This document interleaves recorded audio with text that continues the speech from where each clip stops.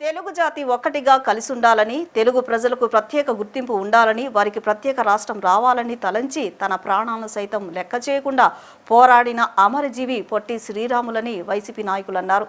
ఆయన పేరు తెలుగు జాతి ఉన్నంతకాలం చిరస్మరణీయంగా నిలిచి ఉంటుందని పేర్కొన్నారు. తాడేపల్లిలోని పార్టీ కేంద్ర కార్యాలయంలో అమరజీవి పొట్టి శ్రీరాములు 125వ జయంతిని ఘనంగా నిర్వహించారు. ఈ సందర్భంగా నాయకులు మాట్లాడుతూ నెల్లూరు జిల్లాకు మహనీయుడు పేరు పెట్టడం ద్వారా వైఎస్ రాజశేఖర్ రెడ్డి గౌరవించారని, అలాగే నవంబర్ 1న రాష్ట్ర అవతరణ దినోత్సవాన్ని నిర్వహించడం ద్వారా వైఎస్ జగన్మోహన్ రెడ్డి పొట్టి శ్రీరాములకు మరింత గౌరవం ఇచ్చారన్నారు. అయితే చంద్రబాబు మాత్రం అనుక్షణం పొట్టి శ్రీరాములను అవమానించారని విమర్శించారు. నవంబర్ 1న జరిగే రాష్ట్ర అవతరణ దినోత్సవాన్ని రాష్ట్ర విభజన జరిగిన జూన్ 2వ తేదీకి మార్చడం ద్వారా ఆ మహనీయుడి త్యాగాన్ని అవమానించారని ఆరోపించారు.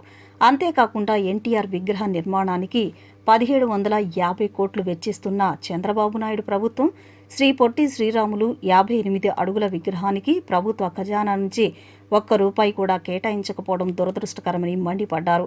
అలాగే కూటమి ప్రభుత్వంలో ఆర్య వైశ్యులను వ్యాపారాలు చేసుకోనివ్వకుండా జీఎస్టీ తనిఖీల పేరుతో తీవ్రంగా వేధిస్తున్నారని ఆక్షేపించారు. ఈ దేశంలోనే విప్లవాత్మకమైన నిర్ణయం కోసం, భాషా ప్రయుక్త రాష్ట్రాలు ఏర్పడడం కోసం తన ప్రాణాలని అర్పించిన అమరజీవికి మనం ఎప్పుడు రుణపడి ఉంటాం. అట్లాగే ఒక కార్యక్రమం అనుకుంటే చిత్తశుద్ధితోనూ, అట్లాగే ప్రాణం పోయినా సరే దానికి నిలబడే ఒక లక్షణాన్ని కూడా మనం వారి దగ్గర నుంచి నేర్చుకోవాలి. ఈ రోజున తెలుగు వాళ్ళ ఖ్యాతి మసకబారుతా ఉంది నేటి పరిపాలకుల చేతుల్లో. అసలుకి ప్రజల జీవితాలు, అట్లాగే రాష్ట్రం భవిష్యత్తు, అట్లాగే వెరసి తెలుగు ప్రజల యొక్క మర్యాద కూడా ఈ రోజున ప్రశ్నార్థకంగా మారే పరిస్థితి చూస్తూ ఉన్నాం అన్ని చోట్ల. కాబట్టి నేను కోరుకునేది ఒకటే, ఈ రాష్ట్రం ఏర్పడడానికి ప్రాణాలని తృణప్రాయంగా త్యజించిన, బహుశా ఆ రోజు చాలా మంది చెప్పి ఉంటారు, ఇంకా నువ్వు లేమని చెప్పి కూడా ఉంటారు. కానీ అది ఏమాత్రం వెనక్కిపోకుండా ఒక ప్రముఖ గాంధేయవాది, సంఘ సంస్కర్త, సమాజంలో అట్టడుగు వాళ్ళ కోసం అనేకసార్లు తన జీవితంలో పోరాటాలు సాగించిన మహోన్నతమైన వ్యక్తి. వారి యొక్క జన్మదినాన్ని జరుపుకోవడం మనకి గర్వకారణమే, కానీ పొట్టి శ్రీరాములు గారిని అనుకుంటేనే బాధేస్తుంది ఆఖరికి. ఈ రోజున్న పరిస్థితుల్లో ఆయన చూస్తే ఎట్లా ఫీల్ అవుతాడన్న అంశం పట్ల ఏది ఏమైనా వైఎస్ఆర్ కాంగ్రెస్ పార్టీ జగన్మోహన్ రెడ్డి గారి నాయకత్వాన తెలుగు జాతి వైభవం కోసం, తెలుగు వాళ్ళ యొక్క ఘనమైన పరిపాలన కోసం, తెలుగు వారి యొక్క ఘనమైన ఆలోచన కోసం కృషి చేస్తుందని, ఆయన ఏదైతే ఆశించాడో ఆ ఆశలకు అనుగుణంగా వైఎస్ఆర్ కాంగ్రెస్ పార్టీ పనిచేస్తుందని తెలియజేసుకుంటూ వారికి నివాళులు అర్పిస్తా ఉన్నాను. నమస్కారం. ఈరోజు మన ఆంధ్ర రాష్ట్రం అవతరించడానికి కానివ్వండి, తెలుగు ప్రజలందరూ కూడా గర్వించే విధంగా ఆ రోజు పొట్టి శ్రీరాములు గారు 58 రోజులు నిరాహార దీక్ష చేసి ఆయన ప్రాణాలను సైతం అర్పించడం జరిగింది. వారి 125వ జయంతి సందర్భంగా వైఎస్ఆర్ కేంద్ర కార్యాలయంలో అప్పిరెడ్డి గారు, మాజీ మంత్రులు శైలజనాథ్ గారు, మాజీ ఎమ్మెల్యే మల్లాది విష్ణు గారు, ఇతర పార్టీ ముఖ్య నాయకులు అందరం కూడా వారికి ఘనంగా నివాళులు అర్పించాలని చెప్పి ఈ కార్యక్రమాన్ని ఏర్పాటు చేయడం జరిగింది. ముఖ్యంగా పొట్టి శ్రీరాములు గారి గురించి తెలియజేయాలంటే, వారు 58 రోజులు నిరాహార దీక్ష చేసి ఆ రోజు తెలుగు వారందరూ కూడా కలిసి ఉండాలి, ఒక రాష్ట్రంగా ఉండాలని చెప్పని వారి ప్రాణాలు సైతం కూడా అర్పించారు ఆ రోజు. అంతేకాకుండా వారు అనేక చక్కటి కార్యక్రమాలు, గాంధీ గారి యొక్క ఆశయాలతో ఆ రోజు ఎన్నో కార్యక్రమాలు కూడా పొట్టి శ్రీరాములు గారు ముందు తీసుకువెళ్ళడం జరిగింది. అందులో భాగంగా ఎవరైతే ఎస్సీలు ఉన్నారో వారందరికీ దేవాలయాల్లో ప్రవేశం కానివ్వండి, సమాన హక్కుల గురించి పోరాటం చేయడం కానివ్వండి, అనేక దేశ స్వతంత్రం కోసం అనేక ఉద్యమాల్లో భాగస్వామడం కానివ్వండి, అనేక కార్యక్రమాలు చేసి వారి జీవితాన్ని సైతం కూడా ఫలంగా పెట్టిన వ్యక్తి ఎవరున్నారంటే అది పొట్టి శ్రీరాములు గారని చెప్పిన మనందరం కూడా గుర్తుపెట్టుకోవాల్సిన అవసరం ఉంది. షాపులు, వాణిజ్య సంస్థలు 24 గంటలు తెరిచి ఉంచే విధంగా రాష్ట్ర ప్రభుత్వం ఇచ్చిన జీవో నెంబర్ 5ను తక్షణమే ఉపసంహరించుకోవాలని సిపిఎం జిల్లా కార్యదర్శి దోనేపూడి కాశీనాథ్ డిమాండ్ చేశారు. ఈ జీవోలు షాపులు, ఇతర వాణిజ్య సంస్థలో పనిచేసే ఉద్యోగులపై తీవ్ర ప్రభావం చూపుతాయని ఆందోళన వ్యక్తం చేశారు. కార్మికులను కట్టు బానిసలుగా మార్చేందుకు ఇలాంటి జీవోలను తెస్తున్నారని ఆయన మండిపడ్డారు. సిఐటియు అనుబంధ షాప్ ఎంప్లాయీస్ యూనియన్ విజయవాడ శాఖ ఆధ్వర్యంలో సబ్ కలెక్టర్ కార్యాలయంలో ఆందోళన నిర్వహించారు. అనంతరం అధికారులకు వినతి పత్రాన్ని అందజేశారు. ఆందోళనకు షాప్ ఎంప్లాయీస్ యూనియన్ నేతలతో పాటు సిపిఎం జిల్లా కార్యదర్శి దోనేపూడి కాశీనాథ్ నేతృత్వం వహించారు. ఈ సందర్భంగా ఆయన మాట్లాడుతూ షాపులకు, వాణిజ్య సంస్థకు 8 గంటల పని దినాన్ని అమలు చేయాలని డిమాండ్ చేశారు. రాష్ట్ర ప్రభుత్వం ఇటీవల వాణిజ్య సంస్థలు, షాపులు 24 గంటలు తెరిచి ఉంచే విధంగా చేసిందని, వాటి వల్ల కార్మికులపై తీవ్ర ప్రభావం చూపిస్తుందన్నారు. కార్మిక సంఘాలతో చర్చించకుండా ఏకపక్షంగా ప్రభుత్వం వ్యవహరించడాన్ని కాశీనాథ్ తప్పుపట్టారు. 48 గంటలకు మించి వారానికి పనిచేస్తే కార్మికులకు, ఉద్యోగులకు ఓవర్ టైం ఇవ్వాలని ఉన్నప్పటికీ కార్మిక చట్టాలు అమలు కావడం లేదన్నారు. ఓవర్ టైం లేకుండా 10 నుంచి 12 గంటల వరకు పనిచేస్తున్నా కార్మిక శాఖ అధికారులు చూసి చూడనట్లు నటిస్తున్నారని ధ్వజమెత్తారు. కార్మికులను కట్టు బానిసలుగా మార్చే జీవోలను తక్షణమే ఉపసంహరించుకోవాలని, లేని పక్షంలో ఆందోళన తీవ్రతరం చేస్తామని హెచ్చరించారు. ఈ ఆందోళనలో యూనియన్ అధ్యక్షులు జి వెంకటేశ్వరరావు, ప్రధాన కార్యదర్శి సుబ్బారావు తదితరులు పాల్గొన్నారు.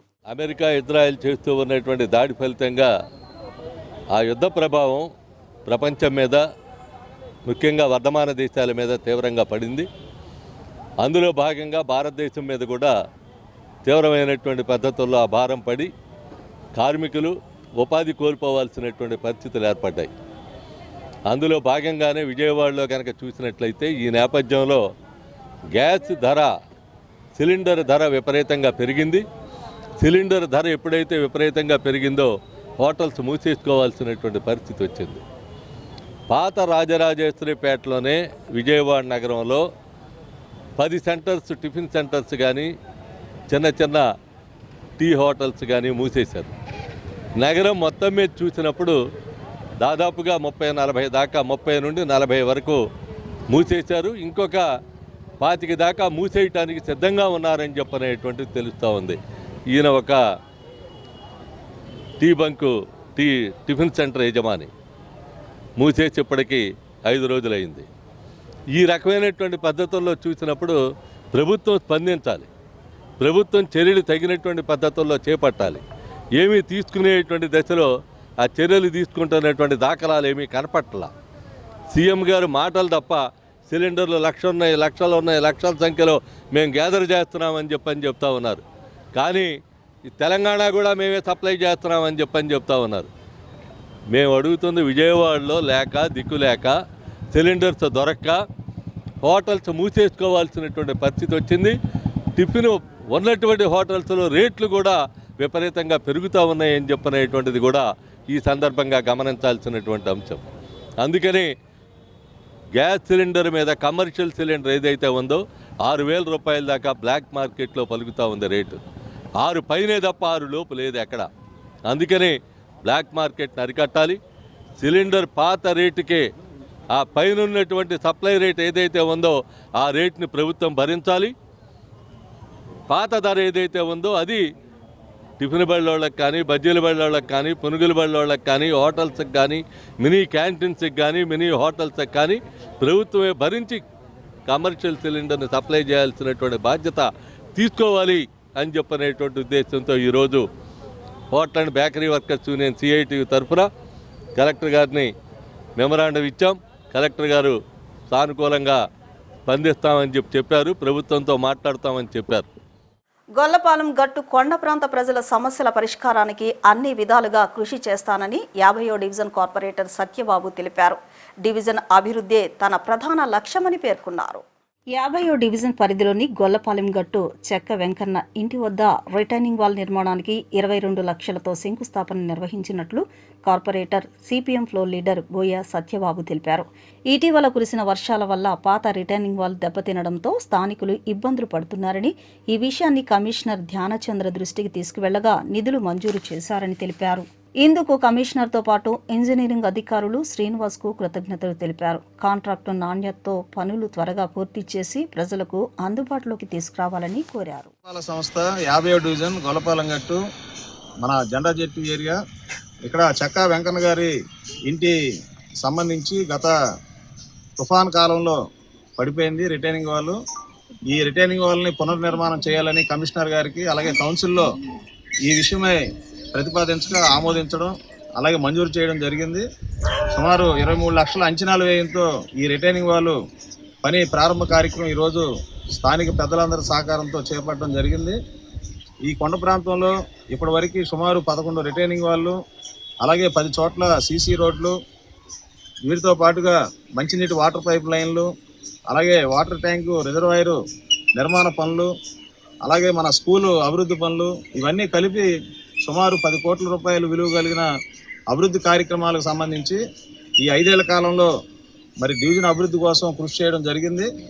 డివిజన్ యొక్క అభివృద్ధిలో మరి సహకరించినటువంటి అధికారులకి, అలాగే కౌన్సిల్కి, అలాగే స్థానికంగా ఉన్నటువంటి ప్రజలందరికీ పేరు పేరున హృదయపూర్వక ధన్యవాదాలు తెలియజేసుకుంటూ, ఈ ఇంకా పెండింగ్ పనులు కూడా ఉన్నాయి.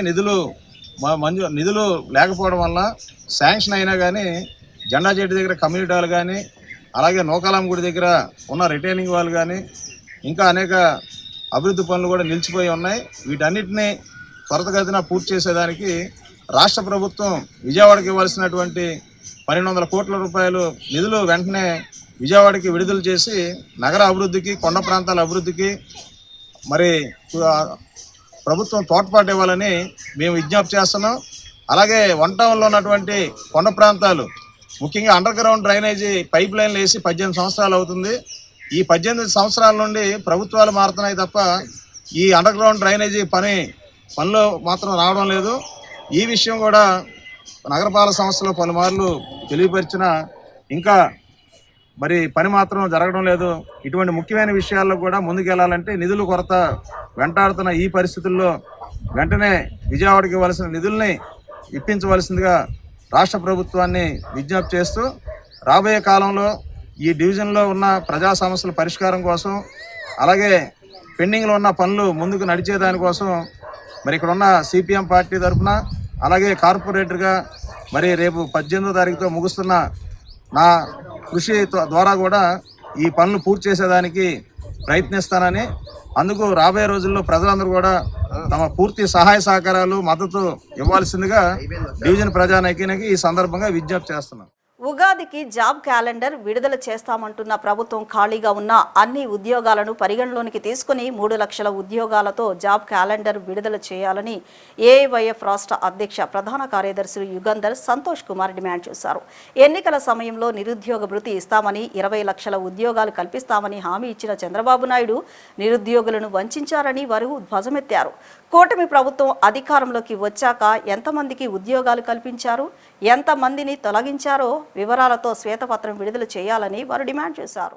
ఎన్నికలు రాకముందు నుండి కూడా చెప్తానే ఉన్నాం, ఈ రాష్ట్రంలో 2,30,000 ప్రభుత్వ శాఖల్లో, వివిధ ప్రభుత్వ శాఖల్లో ఖాళీగా ఉన్నాయి, అవి తక్షణమే భర్తీ చేయాలని చెప్పాం.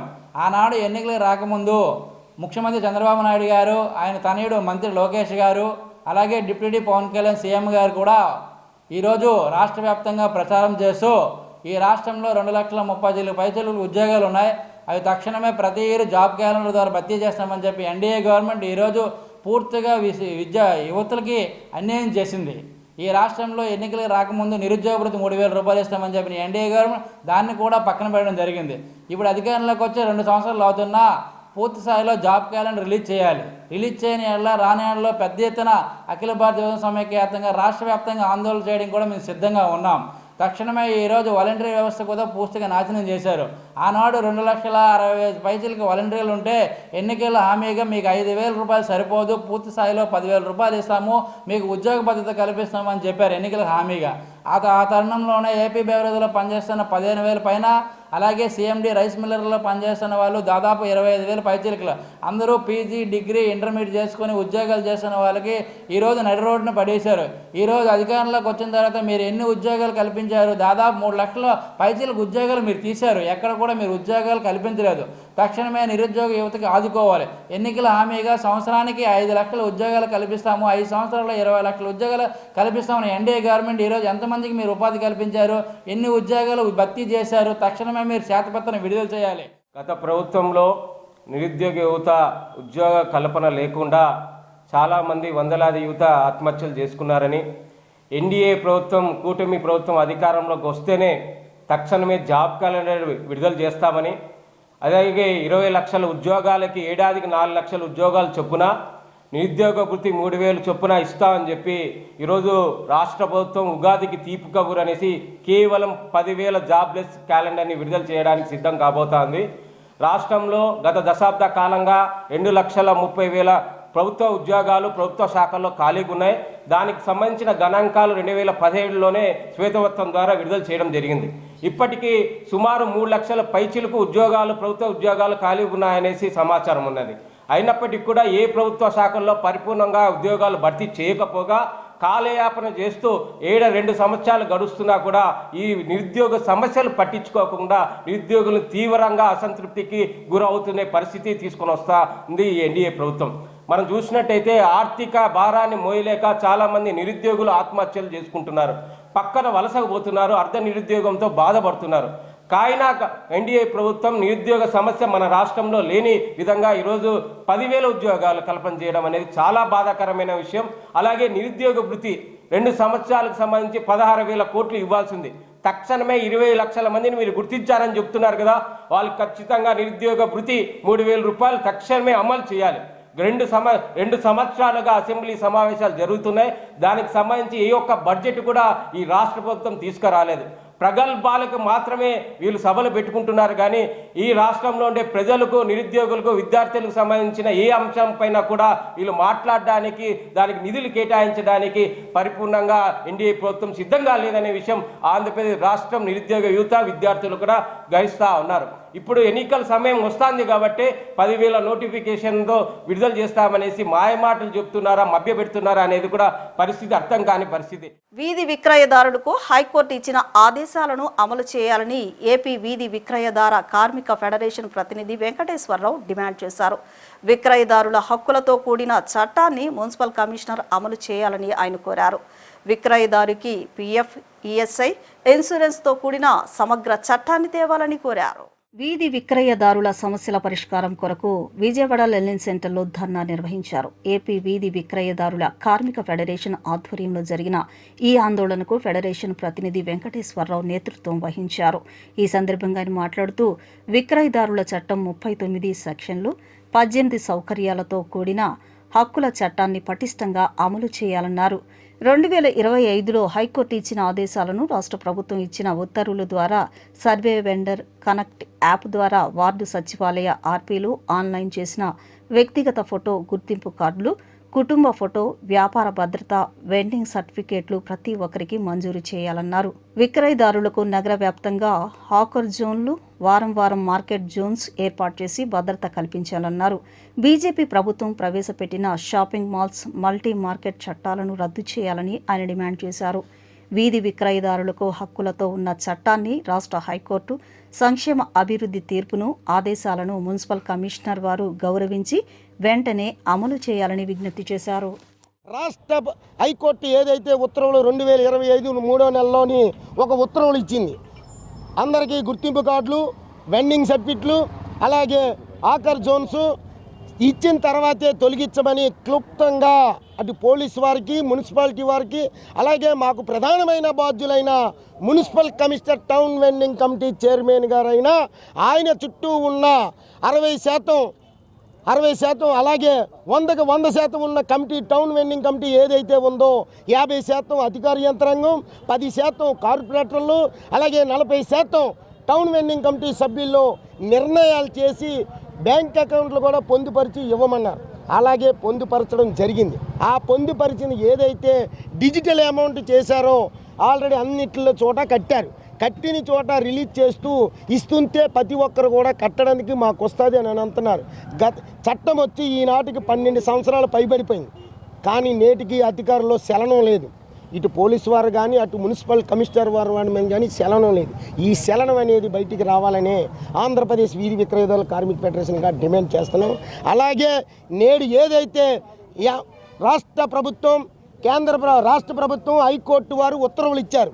రాష్ట్ర పురపాలక శాఖ ప్రిన్సిపల్ సెక్రటరీ గారికి అలాగే CDM గారికి మెప్మా మిషనరీ డైరెక్టర్ గారికి ఉత్తర్వులు పాస్ చేశారు. ఆ ఉత్తర్వులు పాస్ చేసిన నిమిత్తం ప్రకారంగా ఆల్రెడీ ఆర్డర్ వచ్చింది గత 2025 3వ నెలలో. ఆ 3వ నెలలో వచ్చిన ఉత్తర్వుల ప్రకారంగా ఇంటర్ కనెక్ట్ యాప్ ఏదైతే యాప్ డిజైన్ చేసింది రాష్ట్ర ప్రభుత్వం డిజైన్ చేసిన ఏదైతే ఎంటర్ యాప్ ద్వారాగా అందరికీ సర్వే జరిగింది. వార్డు సచివాలయం సెక్రటరీలు అలాగే మెప్పా సిబ్బంది అయిన ఆర్పీలు అందరితో ఇది ఆల్రెడీ చేయడం జరిగింది. ఏదైతే చేశారో ఏ సర్వే అయితే చేశారో ఆ సర్వే చేసిన ప్రతి ఒక్కరికి కూడా గుర్తింపు కార్డులు వెండింగ్ సర్టిఫికెట్లు మంజూరు చేయాలని డిమాండ్ చేస్తూ, అలాగే ఇప్పుడు ఈ రాష్ట్ర కేంద్ర ప్రభుత్వాలు మల్టీ మార్కెట్ చట్టాన్ని అభివృద్ధి చేస్తున్నారు తప్ప వీధి విక్రయదారుల చట్టాన్ని అభివృద్ధి చేయట్లేదు. ఆల్రెడీ కోర్టులోని 45 కేసులు మరుగుతున్నాయి. ఈ 45 కేసులు రేపు చీఫ్ సెక్రటరీ దగ్గరికి వెళ్తున్నాయి. ప్రకృతిలో ప్రతి రంగుకు ఒక ప్రత్యేకమైన ప్రాముఖ్యత ఉంటుందని, అందులో నారింజ రంగు ఉత్సాహం, శక్తి, ఆనందానికి ప్రతీకగా నిలుస్తుందని శ్రీ గౌతమ్ విద్యా సంస్థల అధినేత సూర్యారావు తెలిపారు. నారింజ రంగు మన జీవితంలో సానుకూల ఆలోచనలు, ధైర్యం, ఆశావాదాన్ని నింపే రంగుగా భావిస్తారని చెప్పారు. విద్యార్థుల్లో సృజనాత్మకతను, ఉత్సాహాన్ని పెంపొందించేందుకు ఈ విధమైన కార్యక్రమాలు ఎంతో ఉపయోగపడతాయని ఆయన పేర్కొన్నారు. శ్రీ గౌతమ్ విద్యా సంస్థల ఆధ్వర్యంలో నిర్వహిస్తున్న రంగుల వారోత్సవ వేడుకలు ఘనంగా కొనసాగుతున్నాయి. ఈ వేడుకల్లో భాగంగా కబేళా బ్రాంచ్లో నారింజ రంగు దినోత్సవాన్ని ప్రత్యేకంగా నిర్వహించారు. ఈ సందర్భంగా చిన్నారులు నారింజ రంగు దుస్తులు ధరించి కార్యక్రమానికి ప్రత్యేక ఆకర్షణగా నిలిచారు. విద్యార్థులంతా ఉత్సాహంగా పాల్గొని కార్యక్రమాన్ని మరింత సందడిగా మార్చారు. అంతేకాకుండా నారింజ రంగు విశిష్టతను తెలియజేసే విధంగా విద్యార్థులు పలు వేషధారణలు చేసి అందరినీ ఆకట్టుకున్నారు. పండ్లు, పూలు, వివిధ వస్తువులు వంటి నారింజ రంగుకు సంబంధించిన అంశాలను ప్రదర్శిస్తూ చిన్నారులు తమ ప్రతిభను చాటుకున్నారు. చిన్నారుల అమాయకపు ప్రదర్శనలు, సృజనాత్మక ఆలోచనలు తల్లిదండ్రులు, ఉపాధ్యాయులను ఆకట్టుకున్నాయి. ఈ సందర్భంగా ఏర్పాటు చేసిన చిన్న ప్రదర్శనలో విద్యార్థులు నారింజ రంగుకు సంబంధించిన పలు వస్తువులను చూపిస్తూ ఆ రంగు ప్రాముఖ్యతను వివరించారు. పాఠశాల ప్రాంగణం మొత్తం నారింజ రంగు అలంకరణతో కళకళ్లాడుతూ పండుగ వాతావరణాన్ని తలపించింది.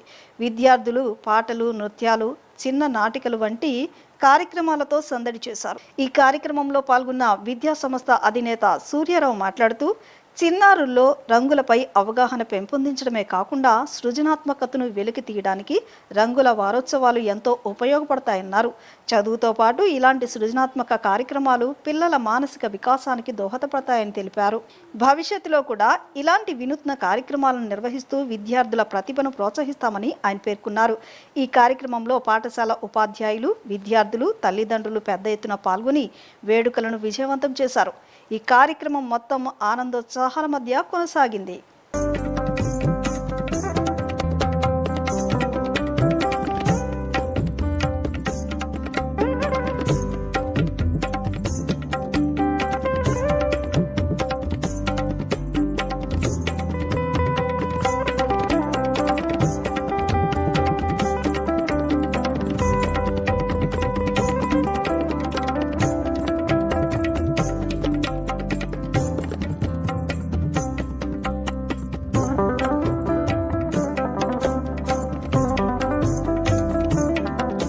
ఈరోజు శ్రీ గౌతమ్ స్కూల్ రంగుల వార్షికోత్సవంలో భాగంగా కబేళా బ్రాంచ్లో ఆరెంజ్ కలర్ సెలబ్రేషన్స్ చేయడం చాలా సంతోషకరమైన విషయం.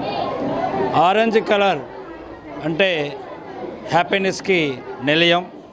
అందరూ హ్యాపీగా ఉండాలని, ఎంజాయ్ చేయాలని, లైఫ్ లాంగ్ అందరూ కూడా కలర్ఫుల్గా ఉండాలని దాని యొక్క ఇంపార్టెన్స్ తెలియజేస్తూ ఈరోజు ఈ కార్యక్రమం ఇక్కడ ప్రారంభించడం, దానికి చాలామంది తల్లిదండ్రులు, ఉపాధ్యాయులు, విద్యార్థులు రావడం చాలా సంతోషకరంగా తెలియజేసుకుంటూ, ముఖ్యంగా ఈ యొక్క ఆరెంజ్ కలర్ మన భారతదేశానికి చాలా ఇంపార్టెంటు. ఎందుకంటే భారతీయులంటే త్యాగదనులు, త్యాగపురుషులు, అట్లాగే శాంతియుతంగా సహనంగా ఏదైనా సాధించగలిగినటువంటి వ్యక్తులు. ఆ యొక్క కళల యొక్క అన్ని గుణాలు ఇక్కడ ఉండడానికి, మనుషులు ఉండడానికి అవకాశం ఉందని తెలియచేసుకుంటూ, ముఖ్యంగా శ్రీగౌత విద్యా సంస్థల్లో ఈ యొక్క కార్యక్రమాన్నింటిగా తల్లిదండ్రులు ఎక్కువగా ప్రోత్సహిస్తుంటారు. ఆ ప్రోత్సహించిన తల్లిదండ్రులకి, అలాగే నిత్యము టీచర్సు ఏదో ఒక కొత్త ఈవెంట్ తీసుకురావాలనే ఆలోచనతో మా యొక్క స్కూల్ సిబ్బంది ఉంటారు. వాళ్ళు కూడా ఈ యొక్క కార్యక్రమాన్ని చక్కగా నిర్వహించినందుకు టీచర్స్కి, తల్లిదండ్రులకి నమస్కారాలు తెలియజేసుకుంటూ, విద్యార్థులకు దేవుళ్ళని తెలియజేసుకుంటూ ఈ యొక్క కార్యక్రమాన్ని ప్రారంభించి సక్సెస్ఫుల్గా చేయాలని కోరుకుంటూ ఈ యొక్క అందరికీ ధన్యవాదాలు, నమస్కారం. మన శ్రీగౌతమ్ విద్యా సంస్థల్లో రంగుల వారోత్సవాలు జరుగుతున్నాయి. దానిలో భాగంగానే మన కబేళా బ్రాంచ్లో ఈరోజు ఆరెంజ్ డే సెలబ్రేషన్స్ జరుగుతున్నాయండి. మేము ఎల్లో డే, పసుపు రంగు, పచ్చ రంగు, నీలం రంగు ఇలా సెలబ్రేషన్స్ చేసాం. పసుపు సాంప్రదాయానికి చిహ్నం అయితే పచ్చదనం పవిత్రతకి, బ్లూ చూడగానే నిజాయితీగా ఉండాలని, ఈరోజు ఆరెంజ్ కలర్ చూడగానే మనకి తెలియకుండానే ఒక రకమైన ఆనందం వస్తుంది. ఈ ఆనందాన్ని అందరిలో చూడాలి. పిల్లలు, తల్లిదండ్రులు కూడా వాళ్ళ జీవితాలు కూడా రంగులమయం అవ్వాలి అని చెప్పి కోరుకుంటూ, పిల్లల్లో ఇట్లాంటి కల్చరల్ ప్రోగ్రామ్స్ పెడితే వాళ్ళకు ఒక మోటివేషన్లా ఉంటుందని చెప్పి ఈ ప్రోగ్రామ్స్ అన్ని మేము కండక్ట్ చేస్తున్నామండి. దీనిలో భాగంగానే ఈరోజు కబేళా బ్రాంచ్లో జరుగుతుంది. దీని అందరికీ తల్లిదండ్రులు చాలా ఆనందంగా పార్టిసిపేట్ చేస్తున్నారు. వాళ్ళ పిల్లల యొక్క డ్యాన్స్ ప్రోగ్రామ్స్ కానీ వాళ్ళ ఈవెంట్లు చూడడానికి మరొకసారి అందరికీ ఇచ్చేసినటువంటి ఈ ప్రోగ్రాంకి ఇచ్చేసినటువంటి తల్లిదండ్రులందరికీ కూడా మరొకసారి స్వాగతం తెలుపుతూ థ్యాంక్ యూ అండి. Thank you so much. Nuzvid నియోజకవర్గంలో ఆకిరిపల్లి మండలంలో భారీగా అక్రమ మైనింగ్ జరుగుతున్న అధికారులు చోద్యం చూస్తున్నారంటూ ఆరోపణలు వస్తున్నాయి. ఆకిరిపల్లి మండలంలోని వైసీపీ నాయకులు చొప్పరమెట్ల రెవెన్యూ పరిధిలోని అక్రమ మైనింగ్ జరిగినటువంటి వలసగట్టు దిగువ ప్రాంతాన్ని సందర్శించారు. గుట్టు చప్పుడు కాకుండా అక్రమ మైనింగ్ దందా జరుగుతున్న అధికారులు చూసి చూడనట్లు వ్యవహరిస్తున్నారన్నారు. అక్రమ మైనింగ్ పై జిల్లా అధికారులు స్పందించాలని వైసీపీ నేతలు డిమాండ్ చేస్తున్నారు. చొప్పరమెట్ల రెవెన్యూ పరిధిలో పలువురు దళితులకు 30 సంవత్సరాల క్రితం అసైన్మెంట్ పట్టాలు ఇచ్చిన ప్రభుత్వం ఇప్పటి వరకు మామిడి మొక్కలు వేసుకుని ఫలసాయం చేస్తున్నారు. దళిత రైతులు అక్రమ మైనింగ్ చేయడం కోసం ఆ అసైన్డ్ భూములపై కన్నేసిన కూటమి నాయకులు ఒక రైతు దగ్గర పట్టా కొనుగోలు చేసి మైనింగ్ చేస్తూ సమీపంలోని మరో రైతుకు చెందిన ఎకరం 96 సెంట్లలోని 60 మామిడి మొక్కలను తొలగించి గ్రావెల్ను అక్రమంగా రవాణా చేస్తున్నారని రైతులు వాపోతున్నారు. గుడ్డేటి రమేష్ అనే రైతు తన భార్యకు బాగోలేదని విజయవాడ ఆసుపత్రిలో 5 రోజుల పాటు ఉండగా వైద్యం చేయించుకుని తిరిగి వచ్చేసరికి తనకు చెందిన ఎకరం 96 సెంట్లు మామిడి మొక్కలు నరికివేసి గ్రావెల్ మొత్తం సుమారు 10 అడుగుల్లోతు తవ్వేశారంటూ రైతు ఆవేదన వ్యక్తం చేశారు. తక్షణమే అధికారులు స్పందించాలని కోరారు. విజిలెన్స్, మైనింగ్, పోలీస్, రెవెన్యూ అధికారులు కనుసన్నల్లోనే మైనింగ్ జరుగుతుంటే కనీసం చర్యలు తీసుకోవట్లేదని మంత్రి పార్థసారథి పేరు చెప్పి బెదిరింపులకు పాల్పడుతున్నారని ఆరోపించారు. తన ఎకరం 96 సెంటు అసైన్మెంట్ పట్టా భూముల్లో చెట్లు నరికి గ్రావెల్ తవ్వేశారని దళిత రైతు ఆవేదన వ్యక్తం చేశారు. అక్రమ మైనింగ్పై చర్యలు తీసుకుని దళిత రైతులకు న్యాయం చేసే వరకు ఉపేక్షించబోమని నూజివీడు నియోజకవర్గం వైఎస్ఆర్సీపీ నాయకులు డిమాండ్ చేస్తున్నారు. మరి ఆగిరిపల్లి మండలంలో కూటమి ప్రభుత్వం వచ్చిన తర్వాత మరి అక్రమ మైనింగ్ అనేది యథేచ్ఛగా కొనసాగుతా ఉంది. మరి అధికారులు ఏ విధంగానూ పట్టించుకున్నటువంటి దాఖలాలు కనిపించడం లేదు.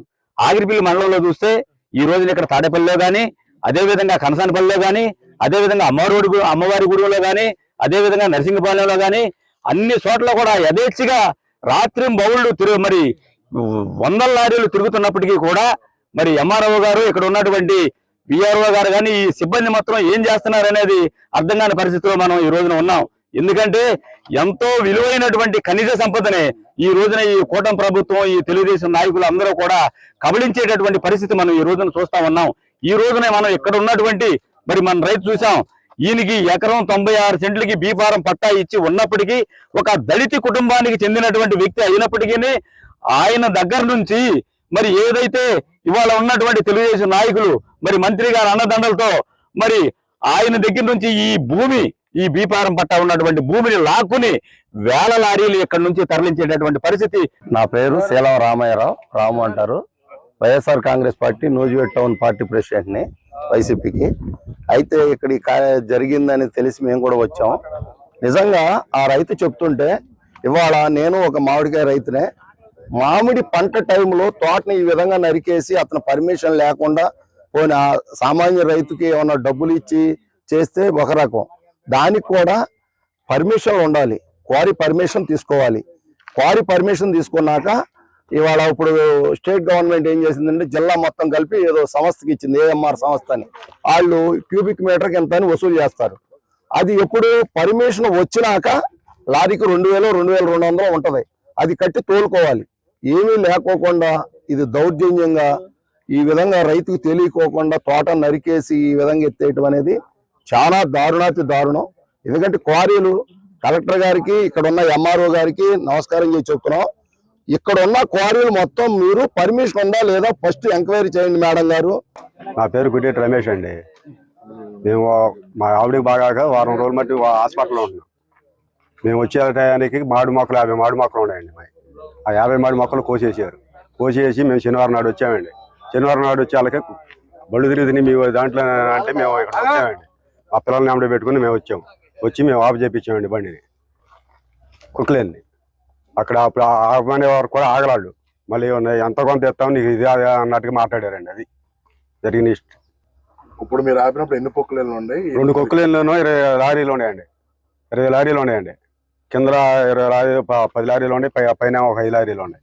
మొత్తం 15-20 లోపల లారీలు ఉన్నాయి. ప్రభుత్వం ఇచ్చిన పట్ట అమ్మేమని చెప్పి అన్నారు వాళ్ళు. ఇవ్వలేదండి, అమ్మలేదండి. నేను అమ్మలేదండి. పట్టా నా దగ్గర ఉందండి. గుడ్డేటి రమేష్ గారి భూమి, మరి ఆయన ఒక దళితుడు, ఆయనకున్న ఒక చిన్న భూమిని సాగు చేసుకొని ఆయన జీవనోపాధిని కొనసాగిస్తుంటే మరి ఆయన పొట్ట మీద కొడుతూ ఒక దళితుడికి అన్యాయం చేస్తూ మరి ప్రభుత్వం వారి భూమిలోకి అనాథరైజ్డ్ క్వారీయింగ్, అనాథరైజ్డ్ మైనింగ్ జరుగుతుంది. మరి అధికారులు దీని మీద దృష్టి సారించి మరి దళిత బాధితుడికి న్యాయం చేయవలసిందిగా కోరుతున్నాం. ఎందుకంటే వాళ్ళకున్న ఒక చిన్న భూమిని ఆధారం చేసుకొని ఆ కుటుంబం బతుకుతుంది. మరి 3 రోజులు 4 రోజులు మరి హాస్పిటల్కి వెళ్ళి వచ్చిన ఈ 3-4 రోజుల వ్యవధిలోనే ఇంత మైనింగ్ జరిగిపోయిందంటే మరి రోజుకి ఎన్ని లారీలు, ఎన్ని వేల లారీలు ఇక్కడ నుండి వెళ్తున్నాయి, తరలి వెళ్ళిపోతున్నాయి. మరి ఖనిజ సంపద మరి ఇదంతా ఎక్కడి నుండి తరలి వెళ్ళిపోతుందని చెప్పేసి ఈ అధికారులను కూడా మేము కోరుకుంటున్నాం, వేడుకుంటున్నాం. ఖచ్చితంగా దీని మీద యాక్షన్ తీసుకొని బాధిత కుటుంబానికి, మా సాటి దళితుడికి న్యాయం చేయవలసిందిగా డిమాండ్ చేస్తున్నాం. వార్తలు ముగించే ముందు ముఖ్యాంశాలు మరొకసారి.